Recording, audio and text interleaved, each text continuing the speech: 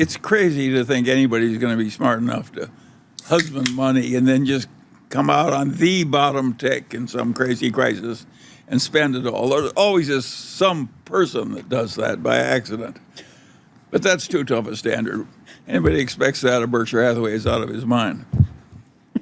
Yeah, Charlie and I never were very good at dancing, but we really can't do that dance. No, we can't. And that, by the way, almost nobody else can either. Not with tens of billions or hundreds of billions. Mr. Buffett, you're well known for saying to be fearful when others are greedy and be greedy when others are fearful. But by all appearances, Berkshire was fearful when others were most fearful in the early months of COVID. Dumping airline stocks at or near the low, not taking advantage of the fear gripping the market to buy shares of public companies at exceptional discounts, and being hesitant to buy back significant amounts of Berkshire stock at very attractive prices. I'd appreciate hearing your thoughts surrounding this time and how Berkshire approached its decision-making, specifically after it was assured through the CARES Act that the government would provide a robust backstop to the financial markets. Well, of course, until both monetary and fiscal policy kicked in, well, you knew we had an incredible problem. And I am, just as Charlie is the chief culture officer, I'm the chief risk officer of Berkshire. That's my job. We hope we do well, but we want to be sure we don't do terribly. But we didn't sell a substantial amount. I mean, we're a company with probably $700 billion worth of businesses. Some we own in their entirety, some we own a piece of. And I don't know whether we were sellers of maybe 1% of the value of all the businesses we had at that period. But the airline, it's just kind of interesting with the airline businesses in particular, and then I'll get to what was done in fiscal and monetary policy. But we had a few people, various subsidiaries of Berkshire, that wanted to go in for help from the government. And in some cases, they had minority shareholders that owned a few percent. And they said, well, this, we're going to get killed by what's happening with the regulations that are being put out, and we're stopping the economy. And they said, everybody's going in for them, and why don't we go in? I said, Berkshire can handle it. This is for people that can't handle what's happening, and so we're not applying. But the airlines were the most prominent beneficiaries of what took place immediately. They got $25 billion initially, most of which went to the big four airlines, and some of which went in as grants, not loans. I think that was fine public policy. I was wishing it could go to every restaurant and dry cleaner and every small business that really was out of business and had no. I mean, they were made toast of, basically. But the airlines, clearly, what happened was not their fault in any way, shape, or form. It wasn't like 2008 and 9 when people blamed the banks and hated to see them help. So it was. Now airlines operate in bankruptcy, so it isn't like that. Three of the four big ones, went through bankruptcy within the previous 10 or 15. So airlines were kind of used to operating in bankruptcy. They would have kept operating, but it was perfectly proper for the airlines to be helped. The entire airline business, you look at these figures of $2 trillion for Apple and so on. The entire big four airlines, they sold for about $100 billion almost. I mean, it's a very, very small. Combined, they wouldn't come close to making the cut. I mean, they wouldn't be in the top 50. So anyway, they went into the government. They needed government help, or they would go bankrupt, some of them, and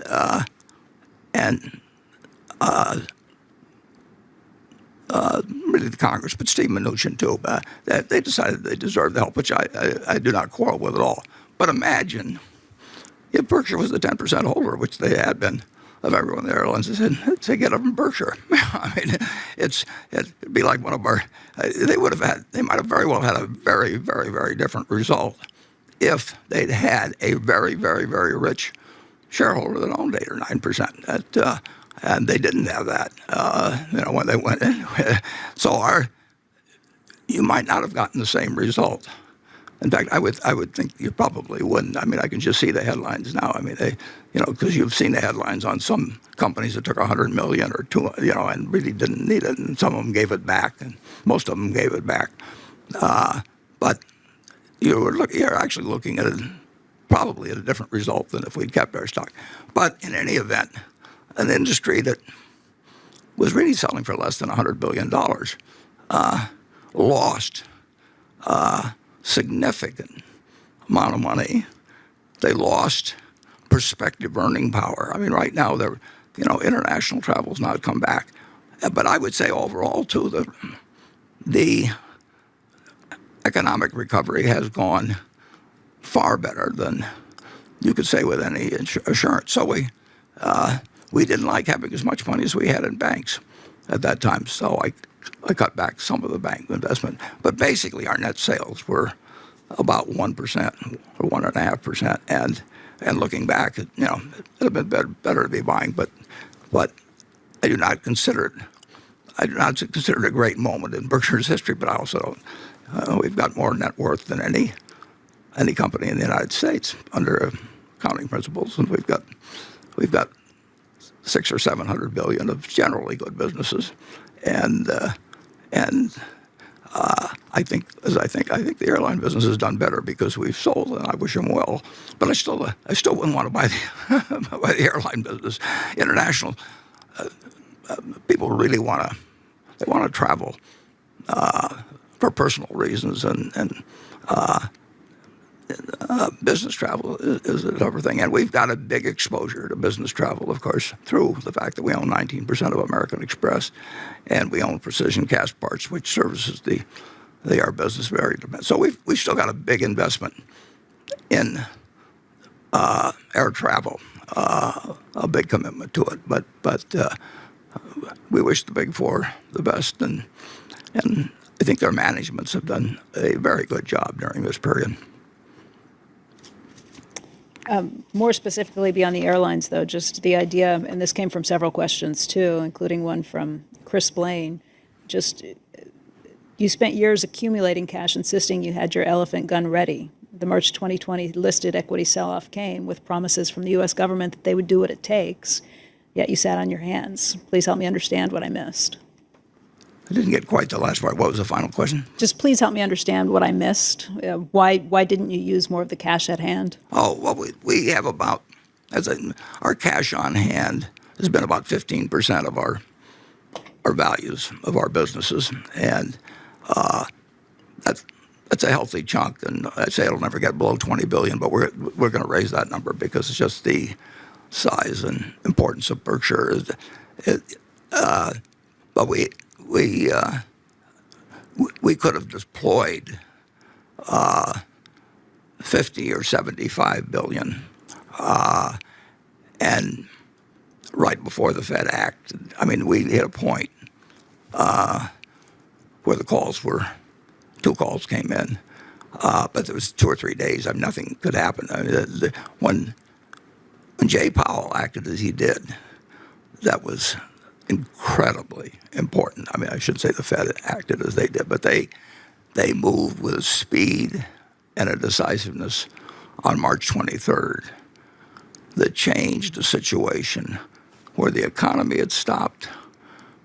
The government bond market was even disrupted. Berkshire Hathaway probably could not have gone out with a debt offering the day before. There was it didn't get a lot of publicity time, but there was a run on money market funds, a very substantial run. And if you look at the numbers, daily numbers on that, it was a repeat of September 2008.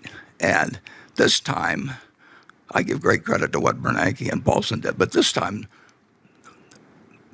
the Fed knew that saying whatever it takes and saying it and demonstrating it, which they did on March 23rd, they took a market where Berkshire couldn't sell bonds on the day before and turned it into one where Carnival Cruise Lines or something could sell it a day or two later.